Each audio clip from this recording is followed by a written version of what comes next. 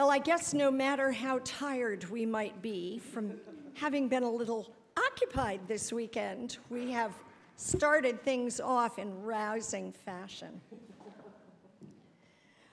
Our opening words this morning come from the writings of the Reverend Dr. Forrest Church.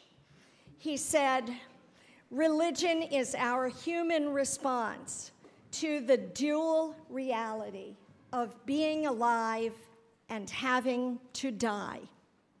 Knowing that we are going to die, we question what life means. We are not so much the animal with advanced language or the animal with tools as we are the religious animal.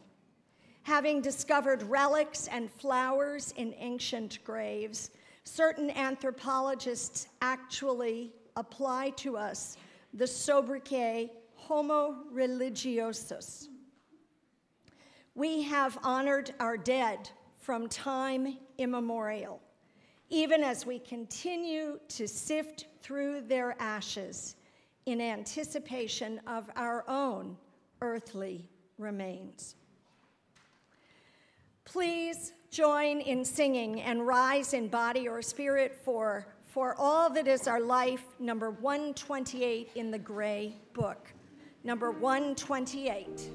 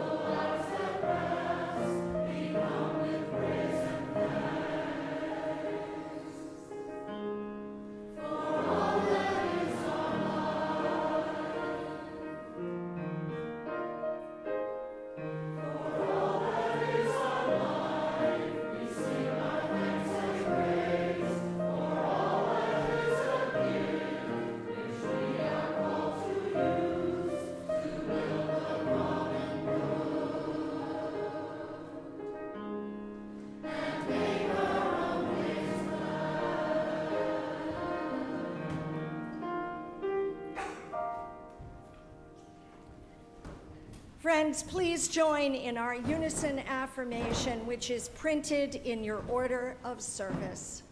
Love is the spirit of this church, and service is its law. This is our great covenant, to dwell together in peace, to seek the truth in love, and to help one another. El amor es el espíritu de esta iglesia, y el servicio es su ley. Este es nuestro gran pacto, vivir juntos en paz, buscar la verdad en el amor, y amarnos los unos a los otros. Please be seated.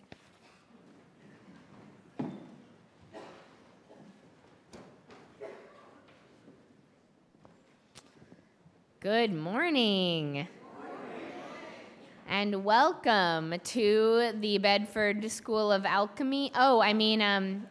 First Parish in Bedford.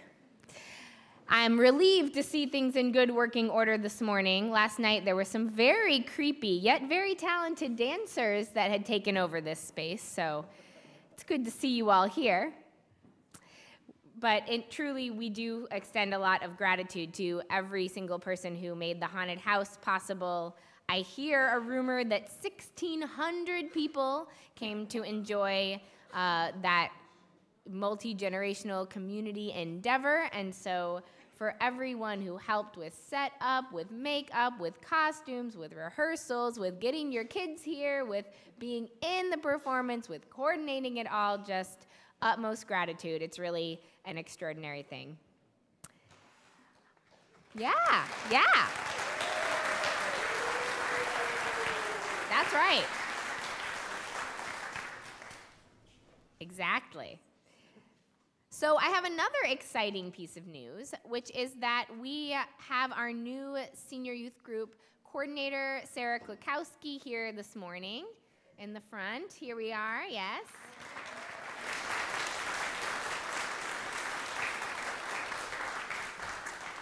So Sarah has joined our staff to work very part-time with our senior youth group, and we're really jazzed to have her here. She comes to us from a background originally in Christianity and coming to explore Unitarian Universalism. She has theological education, skills working with youth in a variety of contexts, and we're really, really grateful that she has joined our staff. So you will hear her voice later in the service this morning. I wanted to bring to your attention and bring to my own attention, because somehow this had slipped my radar, which is not good, that we will be gathering on Wednesday at 5:30 p.m. here in the Memorial Garden to honor those who have died in the past year. This is a tradition here that we have borrowed from our Transylvanian friends, because we have our partner church and a close relationship with the Transylvanian Unitarians, and so we have come to honor some of their traditions with Halatak Napya, which is their version of the Day of the Dead. And so if you need more information about that, you can call Sharon McDonald. It's in your order of service.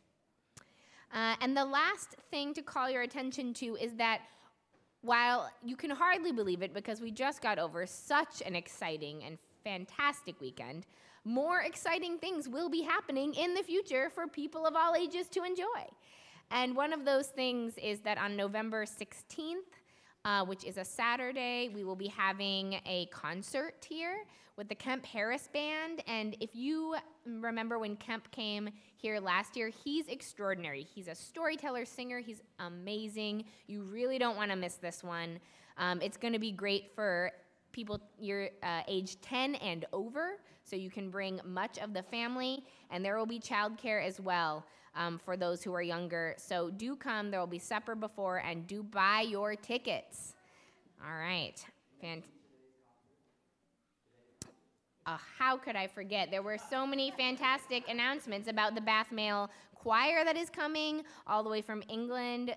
Promises to be a very exciting performance. So do check that out. It's today. It's at 4 p.m. And so the proceeds will, of course, benefit First Parish, which is fantastic.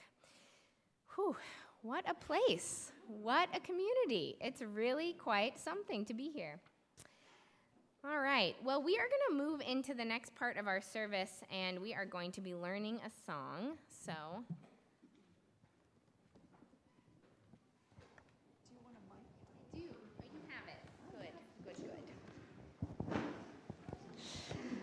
So this morning, we're going to be learning a song. It's a simple song, and the words are, "Let the life I lead speak for me. Let the life I lead speak for me.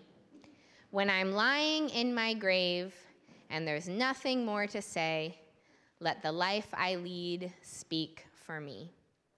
And so I'm going to line it out. So I'll sing a line, you sing it back. I'll sing a line, you sing it back.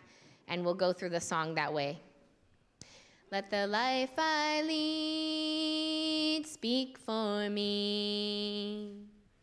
Let the life I lead speak for me. Let the life I lead speak for me.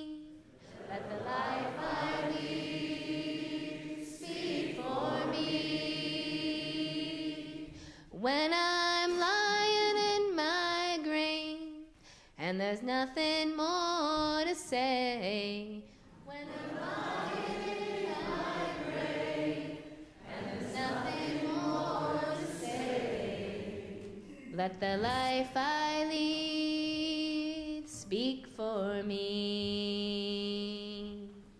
Let the life I lead speak for me.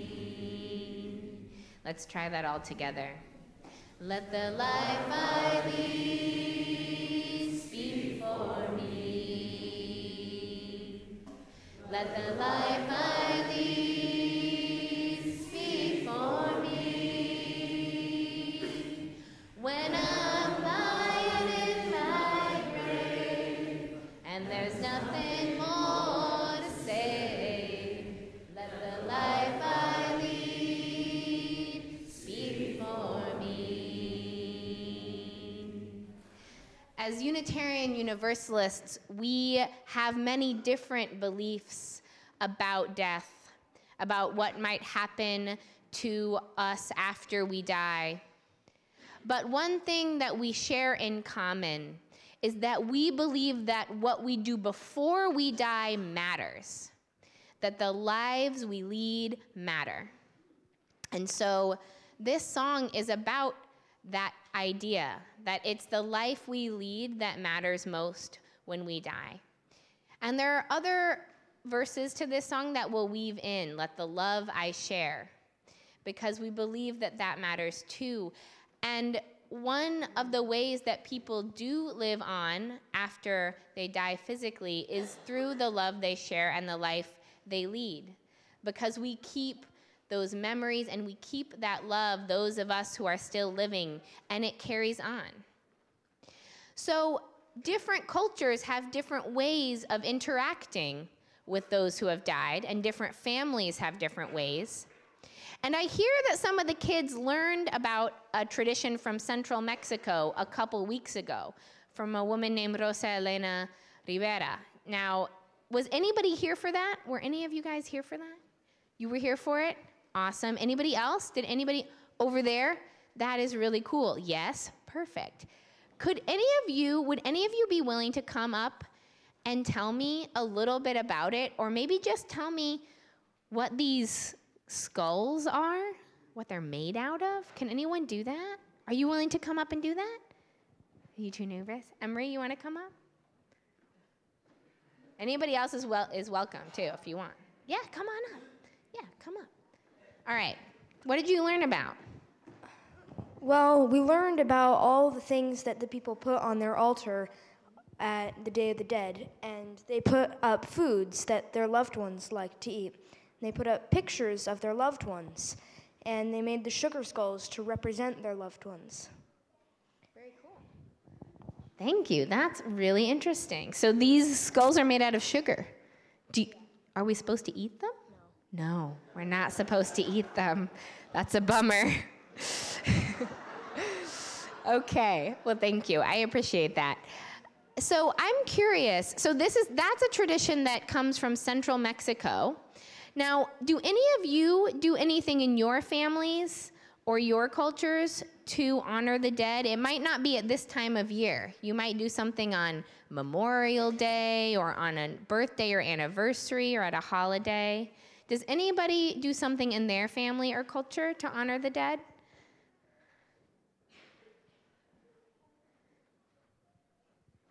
Thanks, Renee.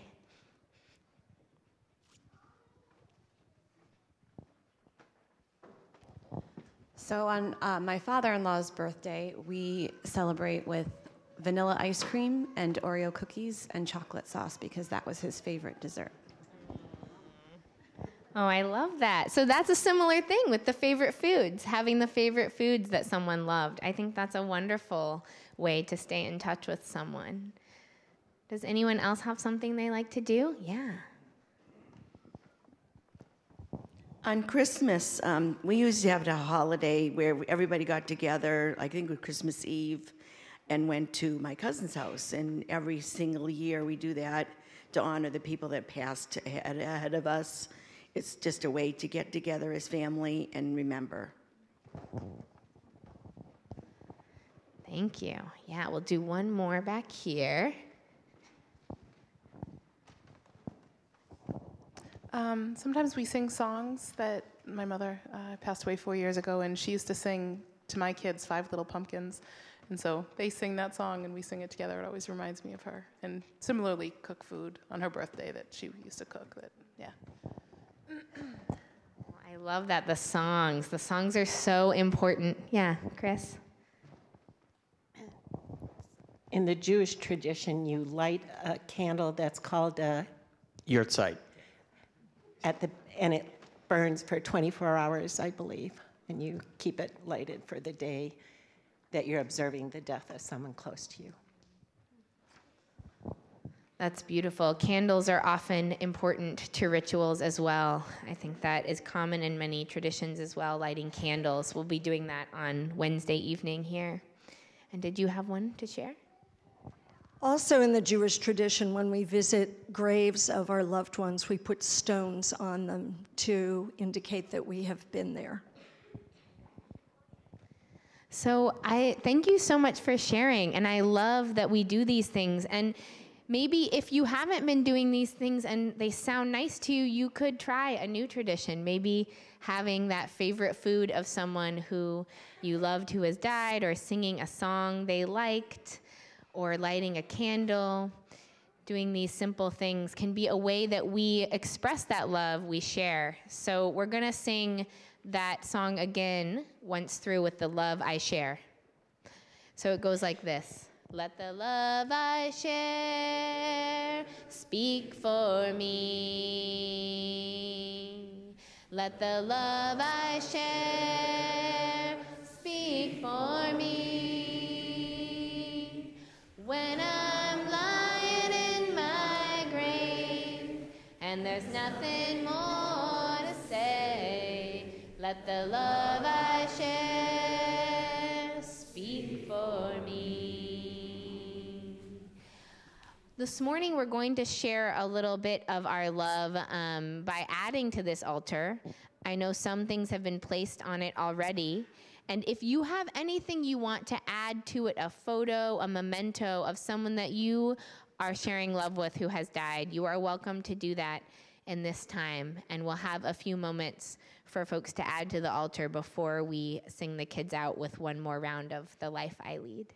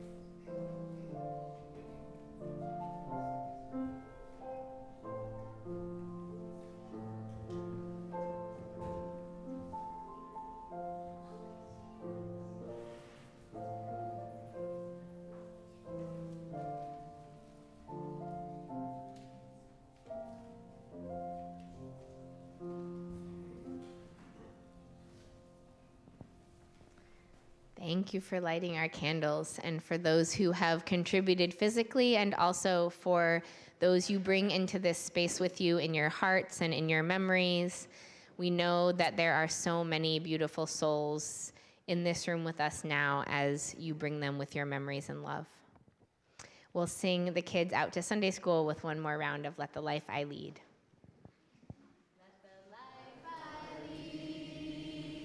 Speak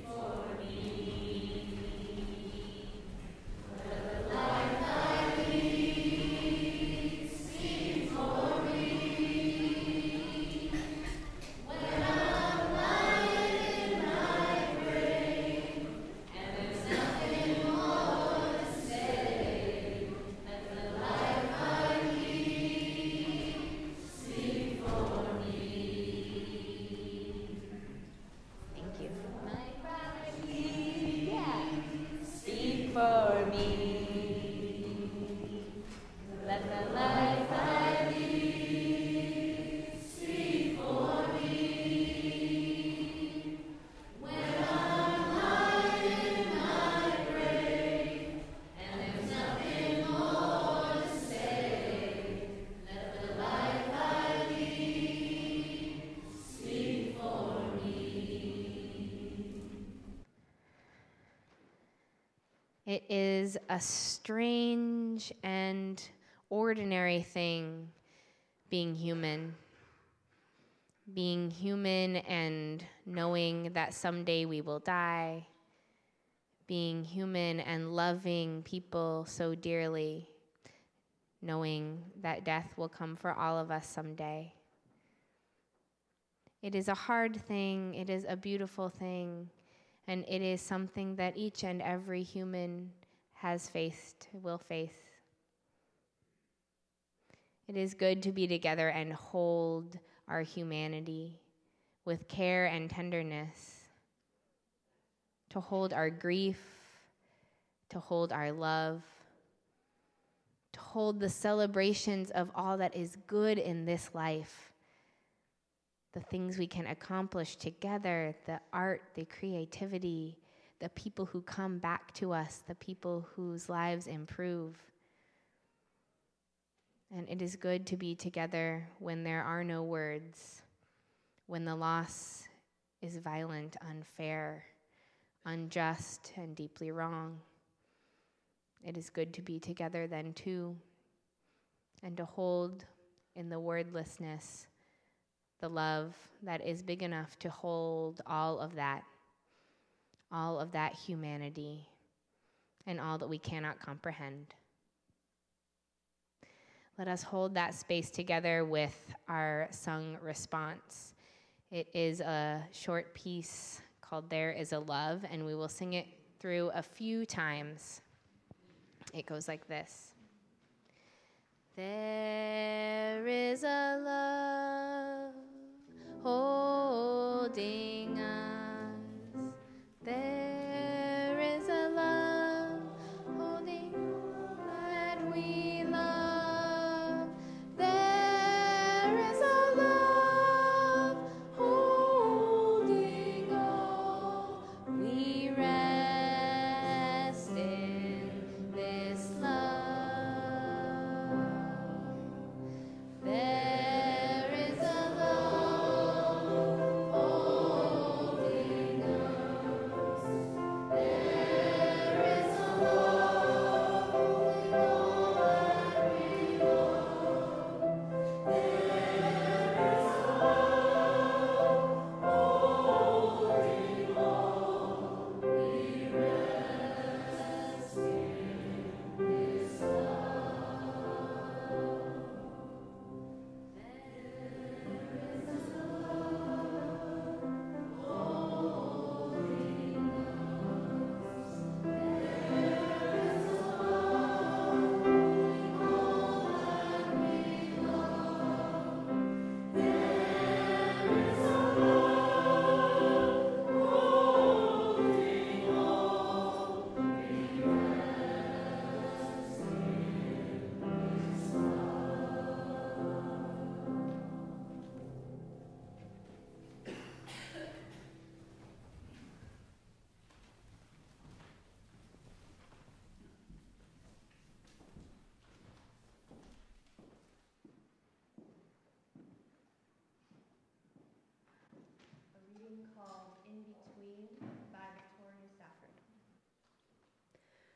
One afternoon some time ago, I brought my little baby out to visit a very, very old neighbor who was dying that year, quietly and gracefully, in her gracious home. We were having a little birthday party for her with sherry and cake and a few old friends gathered round her bed. To free a hand to cut the cake, I put my baby down right on the bed, right up on the pillow, and there was a sudden hush in the room. For we were caught off guard, beholding. It was a startling sight. There in the late afternoon light were two people side by side, two human merely beings. Neither one could talk, neither one could speak, not in a language we could understand. Both utterly dependent on the rest of us bustling around, masquerading as immortals. There they were, a plump one, apple-cheeked, a cherry tomato of a babe, smiling. We revelers were hushed because we clearly saw that these were dancers on the very edge of things. These two were closer to the threshold, the edge of a great mystery, than any of us had been for a long time or would be for a while. Living, breathing, smiling they were, but each with one foot and who knows how much consciousness firmly planted on the other side, whatever that is. Whatever that is, the starry darkness from whence we come and whither we go in time. Fresh from birth, nigh unto death, bright-eyed, they were bookends there, mirrors of each other, radiant. Cake in hand, and napkins, knife, glasses, a crystal carafe a century old, we paused there on the thresholds of our own momentary lives. Then, what shall we sing? And someone to the silence, to the sunlight on the covers, to the stars. It was the only question then as now, years later. What on earth shall we sing?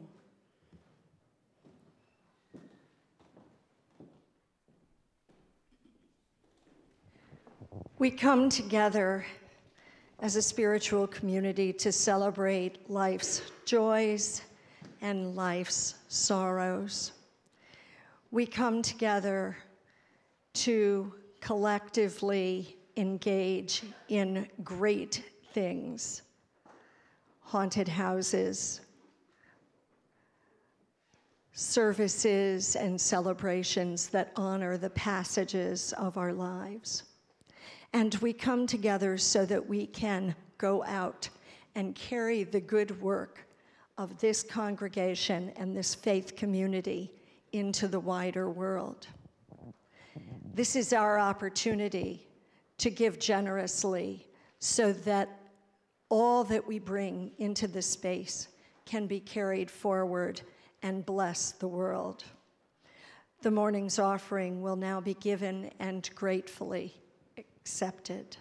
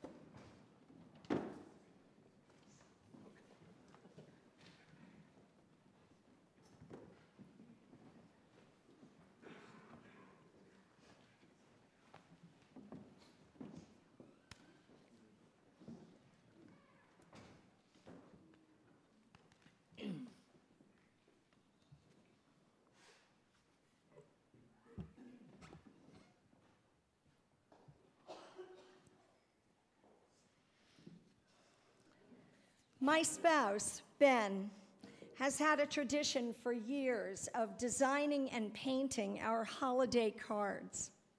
The design typically has some thematic connection to our lives in that particular year. The cardinals that grace us with their winter home on the bushes across the way, even as we expanded our house. The pickles and the jams in bright-colored jars that I made in the fall. The view of the stone village on Star Island the year that it was closed for part of the season for safety concerns. Ben calls it his life in Christmas cards, and indeed it shares a picture of our lives through Ben's artist hand. For 1993, the image was a Celtic knotted wheel of life, with a baby on one end and an old man on the other. The baby reaching up through the wheel and the old man on the other side, letting go, with the initials A and O on either side, Alpha and Omega, the beginning and the end. In that year, on October 5th, our daughter Abigail was born. And in that year, on November 1st, also known as All Saints' Day, my father Oscar died from Lou Gehrig's disease. Alpha and Omega, Abigail and Oscar, the beginning and the end. This juxtaposition of new life against old, of celebrating beginnings and endings at the same time almost, has led me into a long reflection of these holidays that we celebrate at this time of the year. They are holidays of honor, of mystery, of loss, of rebirth. They are ancient, pagan, Christian. They are scary and beautiful, just as death is, I suppose.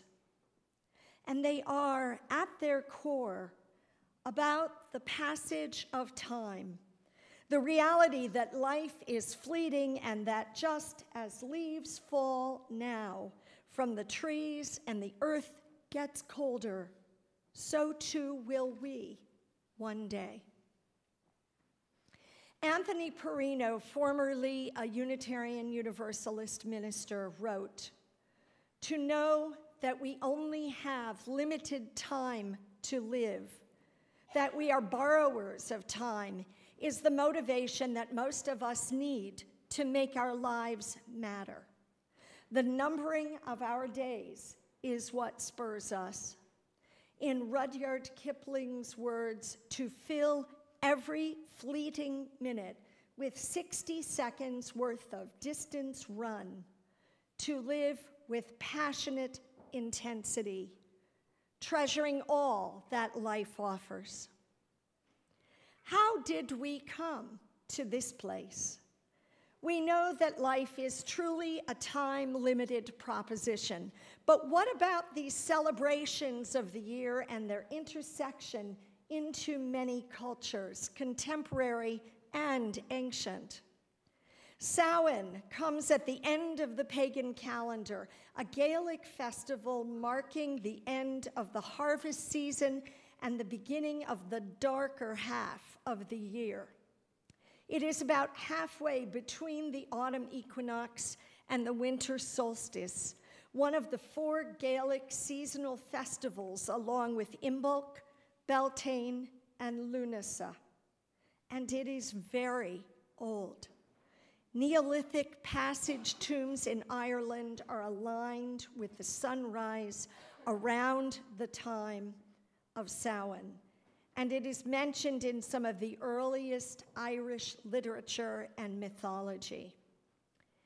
It is a time marked by mystery and wonder and a sense that we celebrate the unknown, those mysterious entities who might appear at our door at night.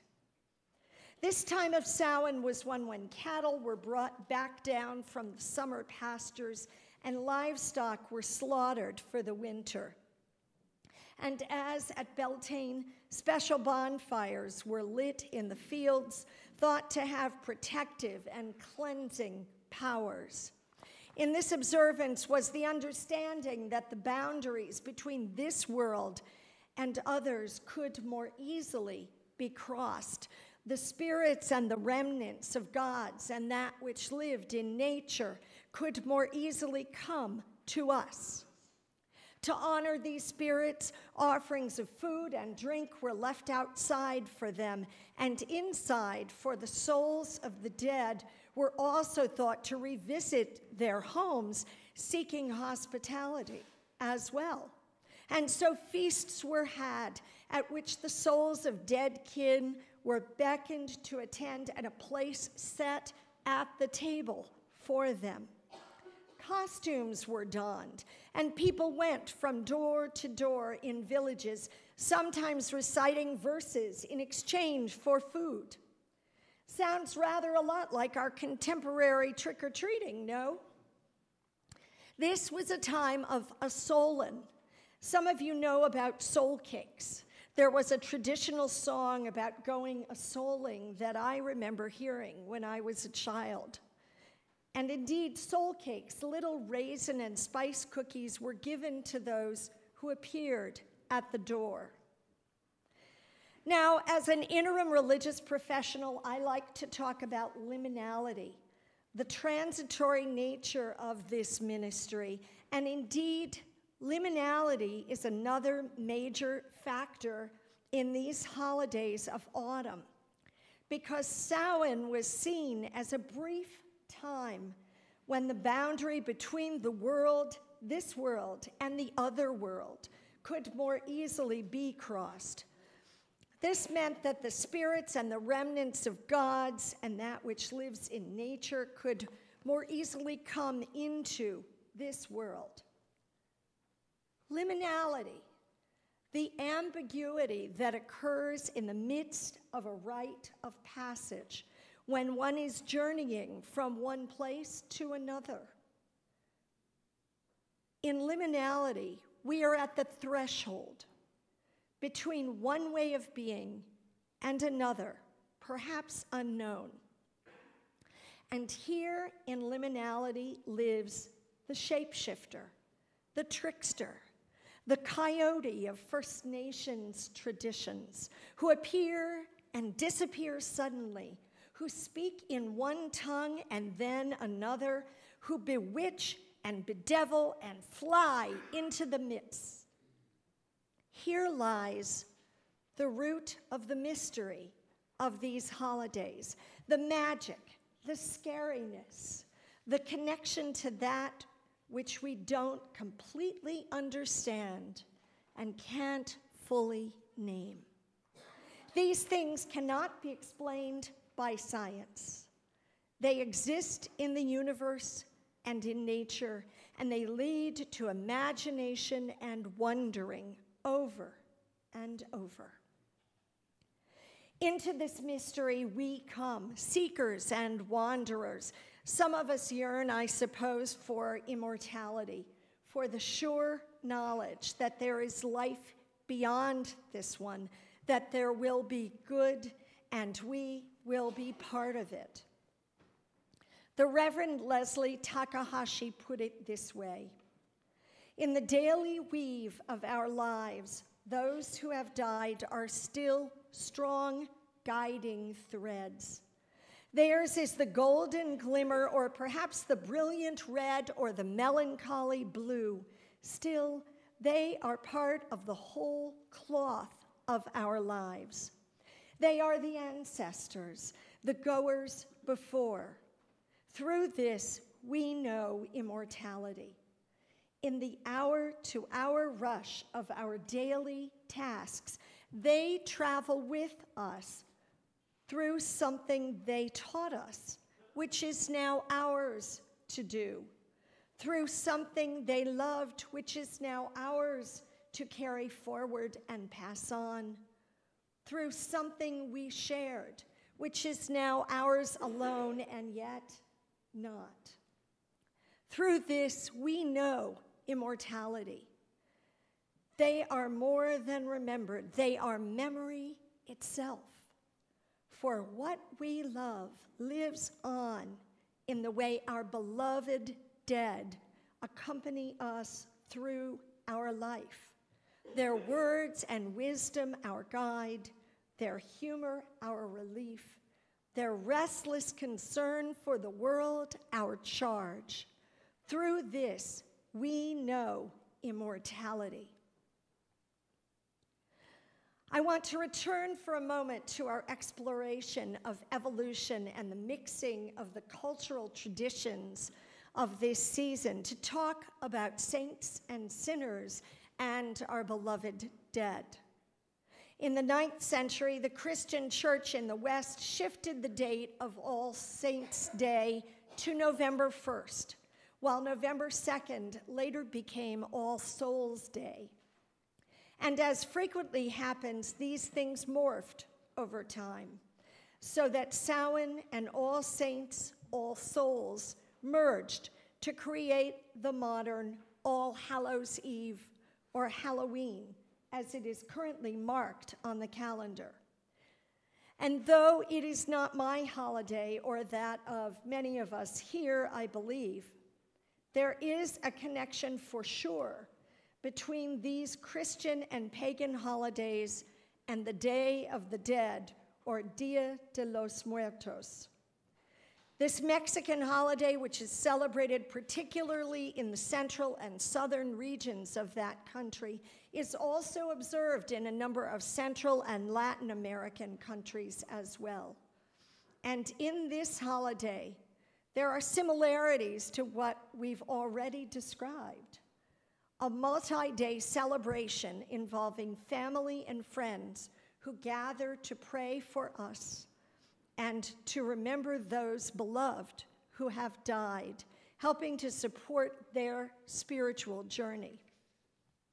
Death is viewed as a natural part of the human cycle, and so Dia de los Muertos is not a time of sadness, but of celebration of our loved ones, because they awake and celebrate with those who still live. The roots of this celebration also go back to ancient times, to indigenous observances of Aztec celebrations. For Dia de los Muertos, an altar or ofrenda is built in the home, and the dead are honored with marigolds, with their favorite foods and beverages, and the construction, as Annie pointed out, of sugar skulls, which are decorated to honor the departed. I want to encourage you to take a look at these sugar skulls and also to take a look at the smaller ones in the common room, which our children built 2 weeks ago and which they are invited to decorate today. What comes after both the celebrations and life? That question, of course, is one of civilization's great mysteries. However, All Saints' Day, also known as Hallowmas, or the Feast of All Saints, both Christian names, honors saints known or unknown. It is a holiday celebrated on November 1st by a wide number of Christian religions, although the Eastern Orthodox Church and other Eastern Christian faiths celebrate it on the first Sunday after Pentecost in the spring. But here in North America, it is tied to these other celebrations. And note that it is for saints known and unknown, opening the possibility, at least in my mind, that we might all be included as saints for our ability to bless the world through our presence and our lives. And so it is that I choose to honor my own father who died on that day as one of those beloved saints. On All Saints' Day, it is common for Christian observant families to attend church as well as visit cemeteries in order to lay flowers and candles on the graves of their deceased loved ones. And in some Christian denominations, All Souls Day follows All Saints Day. On this day, All Souls commemorates those who live in purgatory, whereas All Saints celebrate those in heaven. So All Souls is a bit more plebeian, perhaps, more open-ended as to how things will turn out in the end for those people. And it is therefore identified as a day to pray for the dead and for their salvation. In these Christian celebrations, there is a belief that the bond between those in heaven and those who live is powerful and strong. And so in these holidays, one thing leads to the next. The dying of things living, the passage from this life to the unknown, the reverence of those recognized as saints, the prayers for those whose souls might need redemption in order to be saved, the turning of the seasons, the movement from the cycle of life to the cycle of death, just as it is in nature. David Horst wrote, "Once, many gray autumns ago, I came upon a tree. The tree, a poplar, had dropped all of its leaves but for one, just one. Exactly one leaf remained near the topmost part of the tree, fluttering in the breeze like a little reddish-brown flag.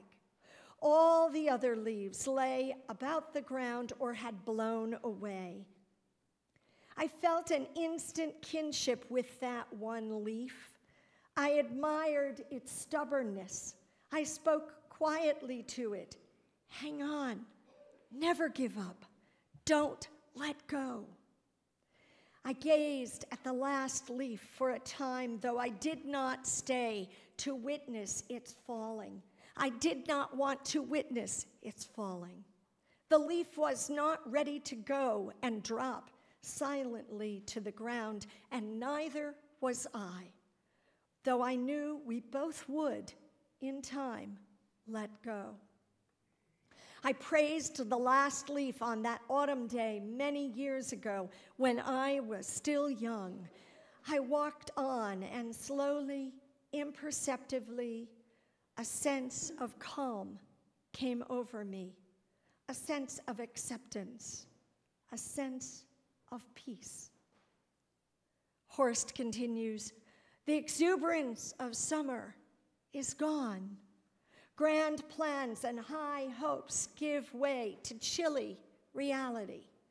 We loved as best we could. We've reaped as much as we could. We've traveled life's journey as far as we could. We count our blessings and our losses. All leaves must fall." The circle of the year comes round. Our hemisphere tilts away from the sun. Green turns to gold. Life returns to the soil. Animals retreat. The nights grow long. The natural world lies fallow. The season of letting go comes as it always comes. Winter begins. Friends, we live in liminal and imperfect times these days and in our life. We mix the celebrations of birthdays and weddings and new life with illness and death, one and then the other, and so too are these seasons that honor both saints and sinners mixed together. One of those who wandered and celebrated life, both perfect and imperfect, saint and sinner, some would say, was the Reverend Dr. Forrest Church, beloved minister of the Church of All Souls in New York City for many years. Forrest was a prolific author an alcoholic, a brilliant preacher, a philanderer, the best UU theologian of the late 20th and early 21st century, a man who, as Richard Gilbert would have said, was more human than otherwise. He was my friend. Forrest wrote about the connections of death to love, to God, to what lies beyond. And love of those here and those gone now is certainly part of what we feel in these holidays. We celebrate the death of those we have loved, be it with flowers, libations, stones on their graves, candles, pictures on an altar, because we loved them so dearly. Forrest wrote, "The logarithms of love and death are riddled with paradox. The more you love, the more you risk to lose and therefore stand to fear. Yet love casts out all fear. The greater your love, the deeper your grief at a time of loss. Therefore, grief is good. The heart of Christianity is broken and saved by such a paradox. Empty yourself and be filled, Jesus taught. Lose yourself and be found. In the Christian mythos, Jesus died that we might live. All we know is this: whether God is love or not, love is divine.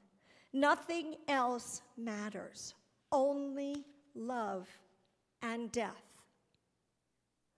Love and death. That is the ultimate story, I think, of these holidays of saints and sinners. They lived, they loved, and we loved them. They die, and we honor their lives and memories and gifts through the celebrations that occur at this time of year in the dying of the light. Josh Pollock wrote, "Autumn's story does not promise an end to suffering and mourning and tears.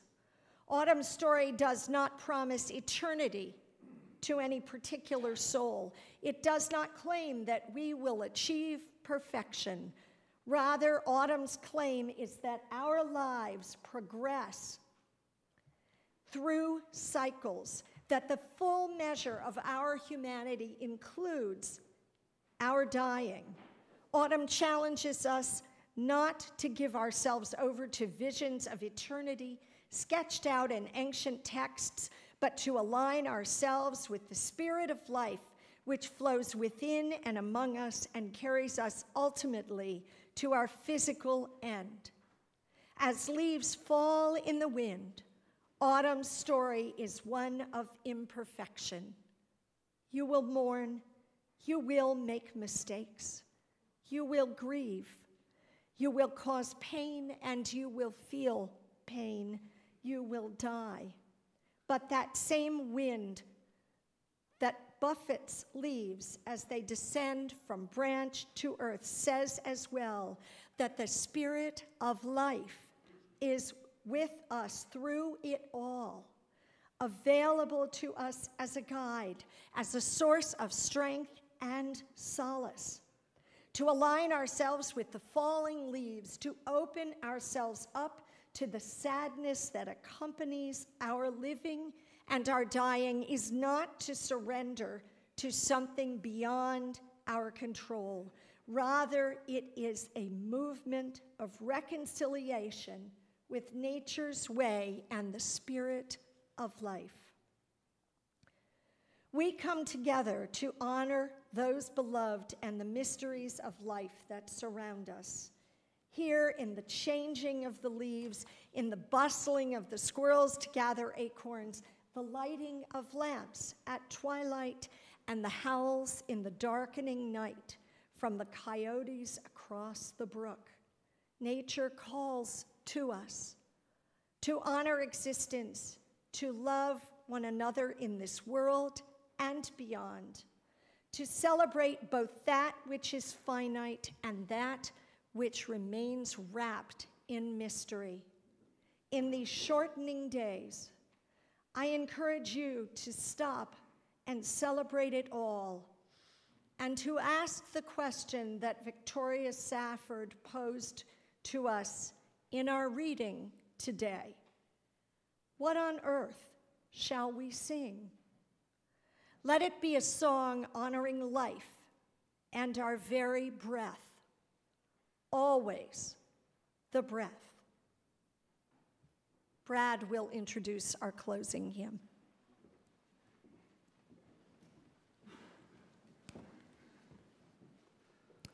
Our closing hymn is in the Teal hymnal.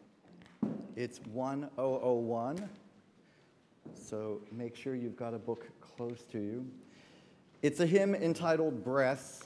It's one we haven't done before. It has some lovely, gentle rhythms that may prove tricky to some of you, and that's okay.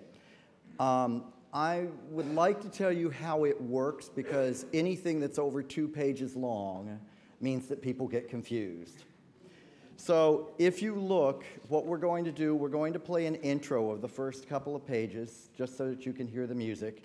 Then we're going to start right where you sing in after that introduction. And you do page 1, page 2, page 3, and page 4. And you see at the end of the second line, there are those 2 dots there and those bars. Flip the page back, and you'll see that there are those 2 dots and that bar at the word listen. And then you do page 2, 3, and 4 again. And you see those 2 dots, and you flip back again. Don't worry, it won't take all afternoon.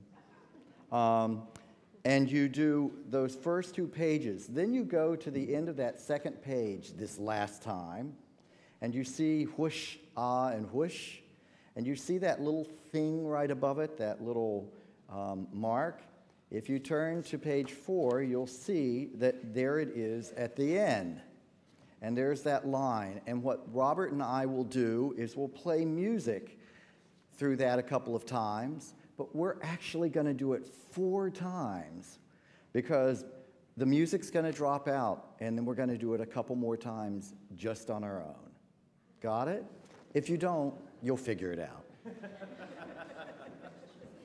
Please stand, Ray.